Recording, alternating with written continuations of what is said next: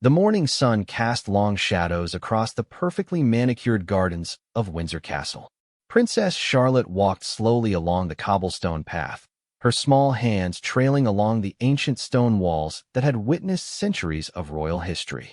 At 8 years old, she possessed the natural curiosity that came with her age, but also carried herself with the poise expected of someone in her position. Queen Camilla emerged from the castle's side entrance, her heels clicking rhythmically against the stone steps. She had been looking for Charlotte for the past 20 minutes, having received word from the princess's governess that the young girl had wandered off during her morning lessons. Camilla's expression showed a mixture of concern and slight irritation as she spotted the small figure in the distance. Charlotte had always been drawn to the older sections of the castle grounds. These areas, while historically significant, were not regularly maintained for safety like the main garden areas where the royal children typically played. The ancient walls contained loose stones, and some sections had crumbling mortar that hadn't been properly restored. The groundskeepers had repeatedly warned the household staff about these potential hazards, particularly when it came to the younger royals. As Camilla approached, she could see that Charlotte was examining something near the old tower wall. The area had been cordoned off weeks earlier after a structural assessment revealed concerns about the stability of certain sections. The barriers were subtle, designed to blend with the historic aesthetic rather than create obvious modern eyesores, but they were there for good reason. Charlotte's attention was completely absorbed by what appeared to be an old carving in the stone wall. She pressed her face close to the weathered surface, trying to make out the faded symbols that generations before her had etched into the ancient blocks. Her small fingers traced the rough edges, completely unaware that the section of wall she was examining had been flagged by engineers as particularly unstable. Queen Camilla quickened her pace as she realized where Charlotte had wandered. The queen consort had been briefed about the structural concerns in this area just days earlier during a routine security meeting. She knew that several of the upper stones were held in place only by old mortar that could give way under even minimal pressure. The thought of Charlotte exploring this dangerous section sent a chill down her spine. The young princess had inherited her father's adventurous spirit and her late grandmother Diana's natural curiosity about everything around her. These qualities, while admirable, often led her into situations that made her security detail nervous. Today was no exception, as she seemed completely oblivious to any potential danger, lost in her own world of discovery and imagination. Camilla called out Charlotte's name, but the wind carried her voice in the opposite direction. The princess continued her exploration, now running her hands along different sections of the wall, searching for more hidden carvings or secret marks left by previous inhabitants of the castle. Her governess had recently told her stories about how royal children throughout history had left their marks on these ancient walls, and Charlotte was determined to find evidence of these historical treasures. The queen consort's mind raced as she considered the best approach to get Charlotte away from the dangerous area without causing alarm. She knew that if she shouted too loudly or appeared panicked, it might startle the child into making sudden movements that could trigger exactly the kind of accident she was trying to prevent. The situation required delicate handling, something that would redirect Charlotte's attention without creating additional risk. As Camilla drew closer, she could see that Charlotte had discovered what appeared to be a small alcove in the wall, probably created centuries ago as a defensive feature. The princess was now trying to peer inside this opening, stretching up on her tiptoes to get a better view. The movement caused her to press against the wall for support, and Camilla noticed with growing alarm that some of the stones seemed to shift slightly under the pressure. The morning air was still and peaceful, with only the distant sounds of gardeners working in other sections of the grounds. Birds chirped in the ancient oak trees that surrounded this part of the castle, creating an atmosphere of tranquil beauty that masked the underlying danger of the situation. The contrast between the serene setting and the potential for serious injury created a tension that Camilla felt building with each passing moment. Charlotte's natural intelligence had always impressed the adults around her, but it also meant she was prone to deep concentration when something captured her interest. This tendency to become completely absorbed in her discoveries was both a strength and a potential weakness, particularly in situations like this where awareness of surroundings was crucial for safety. The queen consort finally came within speaking distance of Charlotte, but She could see that the young princess was now reaching up towards something that had caught her eye higher on the wall. The stretching motion was causing her to lean heavily against the stones, and Camilla could actually see small pieces of mortar beginning to crumble and fall to the ground around Charlotte's feet. Queen Camilla knew she had only moments to act before the situation could escalate into something far more serious. The structural engineers had been very clear about the risks in this area, and watching Charlotte unknowingly test the limits of those weakened stones filled Camilla with a sense of urgency she hadn't felt in years. The peaceful morning was about to become something entirely different, and the decisions made in the next few minutes would determine whether this would be remembered as a close call or something much worse. The ancient stones had witnessed many dramatic moments throughout their centuries of existence, but few situations had carried the immediate personal stakes that now hung in the balance as Charlotte continued her innocent exploration, completely unaware of the growing concern of the woman approaching her from behind. Queen Camilla approached Charlotte carefully, her mind weighing different options for handling the delicate situation. The morning breeze had picked up slightly, causing leaves to rustle in the ancient trees surrounding them. As she got closer, she could hear Charlotte talking softly to herself, narrating her discoveries as children often do when they're completely absorbed in something that fascinates them. The young princess had found what appeared to be a series of small carved symbols running vertically along one section of the wall. These markings were probably centuries old, possibly dating back to when the castle served as a fortress rather than a royal residence. Charlotte's excitement was evident in her animated whispers as she traced each symbol with her finger, trying to decipher their meaning. Camilla paused for a moment, remembering her own childhood and the thrill of discovery that came with exploring old places. She understood Charlotte's fascination, but she also carried the weight of adult responsibility and knowledge about the very real dangers present in this particular location.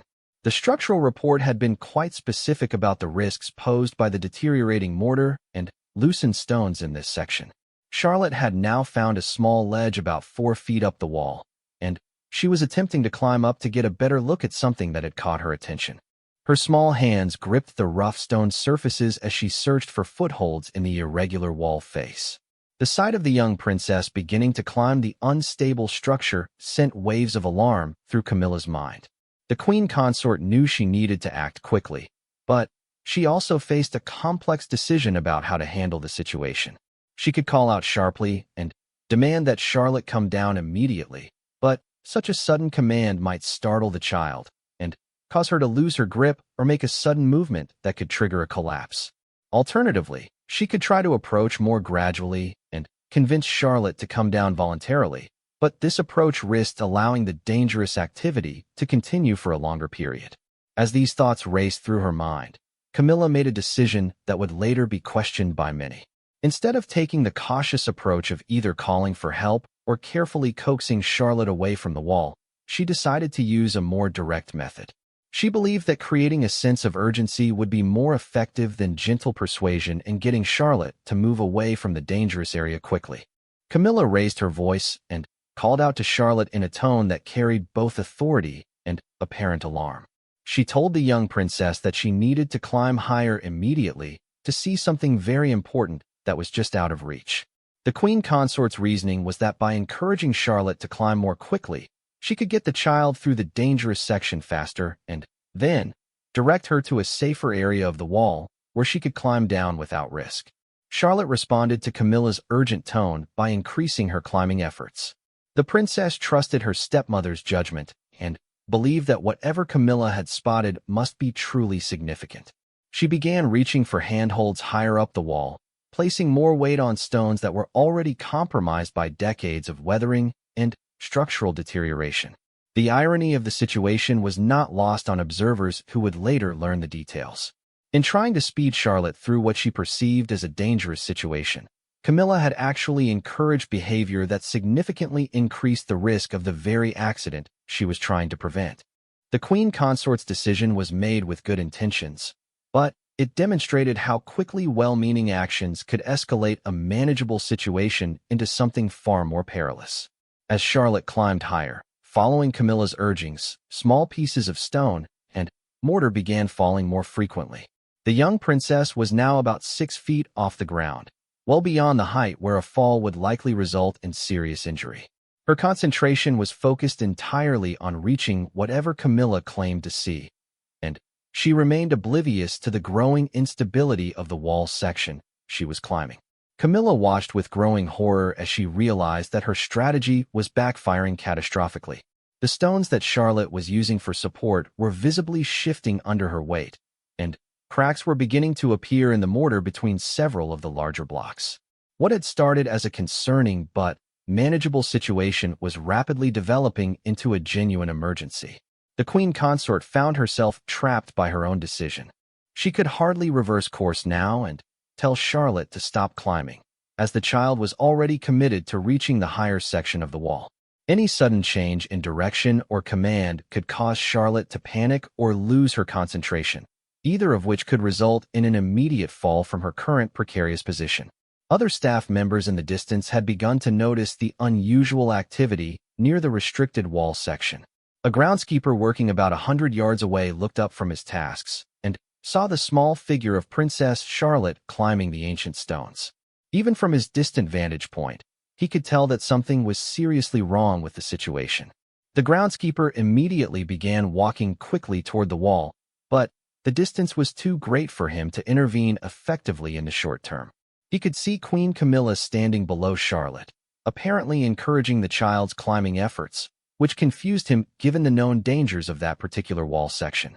The groundskeeper's training had included specific warnings about the structural problems in that area.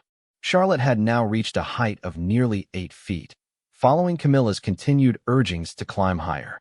The princess was beginning to struggle with finding adequate handholds and footholds as the wall face became smoother and offered fewer natural climbing opportunities at the higher elevations.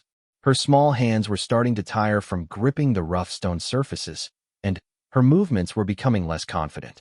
The morning sun had moved higher in the sky, creating shifting patterns of light and shadow on the ancient wall face. These changing light conditions made it more difficult for Charlotte to see clearly where she was placing her hands and feet. Combined with her increasing fatigue and the deteriorating condition of the stones, the climbing was becoming significantly more challenging and dangerous with each passing moment. Queen Camilla realized that her plan had failed completely, and she was now watching helplessly as Charlotte struggled to maintain her position on an increasingly unstable section of wall. The weight and movement of the climbing child had loosened several key stones, and the structural integrity of that entire wall section was now seriously compromised. What had begun as a simple case of a child wandering into a restricted area had become a life-threatening emergency, largely due to Camilla's misguided intervention. Charlotte's small hands were beginning to shake as she maintained her precarious grip on the ancient stones. 8 feet above the ground, she had reached a section of the wall where the handholds became scarce, and the stone surfaces were worn smooth by centuries of weather. The princess looked down toward Queen Camilla with uncertainty in her eyes, silently asking for guidance about what to do next. The queen consort stood frozen below, her face pale as she fully grasped the magnitude of what her impulsive decision had created. The structural engineer's warnings echoed in her mind as she watched mortar continue to crumble from between the stones that Charlotte was depending on for support. Several of the larger blocks were now visibly loose, held in place by little more than gravity, and the remaining fragments of deteriorated binding material. A sharp cracking sound echoed across the quiet garden as one of the stones near Charlotte's left hand shifted significantly under her weight. The princess instinctively tightened her grip and pressed herself closer to the wall, but this additional pressure only accelerated the deterioration of the already compromised structure. Small avalanches of stone fragments and mortar dust rained down on Queen Camilla below. The groundskeeper who had been approaching from the distance broke into a full run when he heard the cracking sound. His years of experience maintaining the castle grounds had taught him to recognize the particular acoustics of structural failure, and he knew that time was running out rapidly. As he ran, he pulled out his radio to alert the security team, speaking in urgent but controlled tones to avoid creating additional panic in the situation. Charlotte's voice carried a note of fear for the first time as she called down to Camilla, asking if she should try to climb back down or continue upward. The young princess had finally, realized that she was in a situation beyond her control, and the confident exploration that had characterized her earlier movements was replaced by careful, tentative adjustments as she tried to maintain her position without putting additional stress on the failing wall structure. Queen Camilla struggled to find words that would help rather than harm the situation further. Every option seemed to carry significant risk. Telling Charlotte to climb down would require the child to shift her weight and change her grip patterns, movements that could easily trigger a complete collapse of the wall section.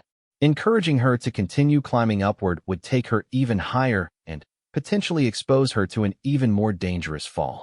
The ancient wall had been constructed with techniques that were masterful for their time, but centuries of weather, settlement, and natural deterioration had taken their toll on the structure. The lime-based mortar that held the stones together had gradually weakened, and several recent freeze-thaw cycles had opened cracks that allowed water to penetrate deeper into the wall's core. The combination of Charlotte's weight and movement had simply accelerated a process that was already well underway. From his position about 50 yards away, the groundskeeper could see details that weren't visible to Queen Camilla from directly below. He watched with growing alarm as a vertical crack began extending upward from the area where Charlotte was climbing. This type of crack pattern indicated that the failure might not be limited to just the stones immediately around the princess, but could potentially involve a much larger section of the wall. Charlotte's arms were beginning to tire noticeably, and she was struggling to maintain her grip on the increasingly unreliable stone surfaces. The princess had always been athletic for her age, but the specific demands of wall climbing were different from her usual physical activities. The sustained grip strength required was beyond what her small hands could maintain indefinitely, especially given the stress and fear that were now affecting her concentration.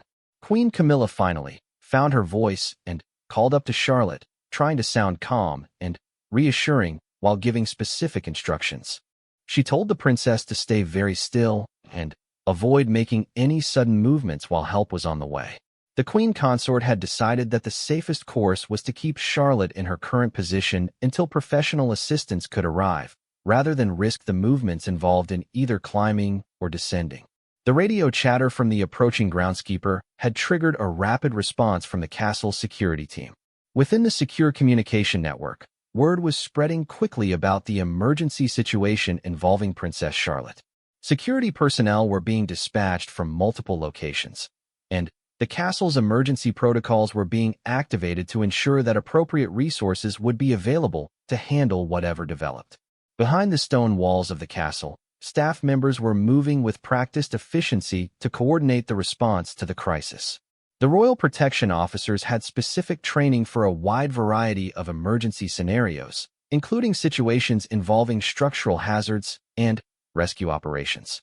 However, the particular combination of factors present in this situation created unique challenges that required careful assessment and planning.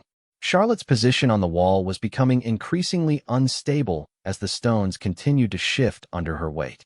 The princess had managed to find a small ledge where she could rest one foot, taking some of the pressure off her hands. But this temporary relief came at the cost of concentrating more of her weight on a single point of the wall structure. The stone supporting her foot showed visible cracks that seemed to widen each time she shifted her position. The morning's peaceful atmosphere had been completely transformed by the developing crisis. What had started as a quiet exploration in the garden had become a life-threatening emergency that was drawing resources and attention from across the entire castle complex. The contrast between the serene beauty of the ancient grounds and the urgent danger facing the young princess created a surreal quality that would be remembered by everyone present. Queen Camilla's mind raced through the sequence of events that had led to this moment. Her decision to encourage Charlotte to climb higher, made in what she believed were the child's best interests, had directly contributed to creating the very danger she had hoped to avoid. The weight of responsibility for the situation pressed down on her as heavily as the crumbling stones that threatened Charlotte's safety. The sound of approaching footsteps and radio communications indicated that professional help was finally arriving, but the race against time was becoming more critical with each passing minute. Charlotte's strength was visibly waning, and the structural integrity of the wall section continued to deteriorate. The ancient stones that had stood firm for centuries were finally reaching the limits of their endurance, with a young princess's life hanging in the balance. The first royal protection officer to arrive on the scene was Sergeant Michael Henderson, a veteran with 15 years of experience in royal security operations. His trained eye immediately assessed the situation as he approached the wall where Charlotte clung desperately to the deteriorating stones. Henderson had seen many crisis situations during his career, but few had involved such immediate physical danger to a member of the royal family. Henderson quickly established a communication link with his team and began coordinating the emergency response. He could see that Charlotte's position was becoming increasingly precarious, with visible fatigue affecting her ability to maintain her grip on the ancient wall surface. The sergeant's experience told him that they had minutes, not hours, to resolve the situation before the child's strength gave out completely or the wall structure failed catastrophically. 2 additional protection officers arrived within moments of Henderson's assessment. Officer Sarah Walsh immediately began setting up a safety perimeter around the base of the wall, while Officer James Mitchell started unpacking emergency rescue equipment from the response kit that all Royal Protection teams carried. The efficiency of their movements reflected countless hours of training for exactly these types of emergency situations. Charlotte called down weakly, asking how much longer she would need to hold on. Her voice carried the strain of exhaustion and fear, though she was clearly trying to remain brave in front of the adults below. Princess Charlotte had been raised with an understanding of royal responsibility and public behavior, and even in this terrifying situation, she was attempting to maintain the composure expected of someone in her position. Sergeant Henderson's radio crackled with updates from the castle's Emergency Coordination Center. Additional resources were being mobilized, including structural engineers who could provide expert assessment of the wall's condition and specialized rescue equipment that might be needed if the situation continued to deteriorate. However, Henderson knew from experience that they couldn't wait for these additional resources to arrive. The protection officer made a rapid decision based on his assessment of Charlotte's condition and the wall's stability. Rather than waiting for more elaborate rescue equipment, Henderson determined that the fastest and safest approach would be for him to climb up and physically assist Charlotte in getting down from her dangerous position. This approach carried its own risks, but Henderson calculated that those risks were less than the certainty of disaster if they waited much longer. Officer Walsh quickly anchored a safety rope system that would provide Henderson with protection during his climb and descent. The rope system was designed to handle the weight of both Henderson and Charlotte if needed, and it was secured to multiple anchor points to ensure reliability. Walsh had specialized training in technical rescue operations and had participated in similar emergency situations during her time with mountain rescue services before joining Royal Protection. Henderson began his ascent of the ancient wall, moving carefully to avoid putting additional stress on the already compromised stone structure. His climbing technique was methodical and controlled, designed to distribute his weight as evenly as possible across multiple contact points. The protection officer's experience with emergency climbing situations was evident in his smooth, efficient movements up the deteriorating wall face. As Henderson climbed higher, he maintained constant verbal contact with Charlotte, offering encouragement and specific instructions about how to position herself for the rescue operation. The young princess responded well to his calm, professional demeanor, and her earlier panic began to subside as she realized that help was finally within reach. Henderson's training included extensive work on crisis communication, particularly techniques for keeping children calm during emergency situations.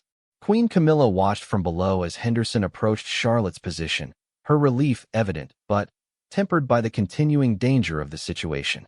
The Queen Consort had remained silent during the rescue operation, recognizing that her earlier intervention had contributed to the crisis and that the professional rescuers needed to work without interference.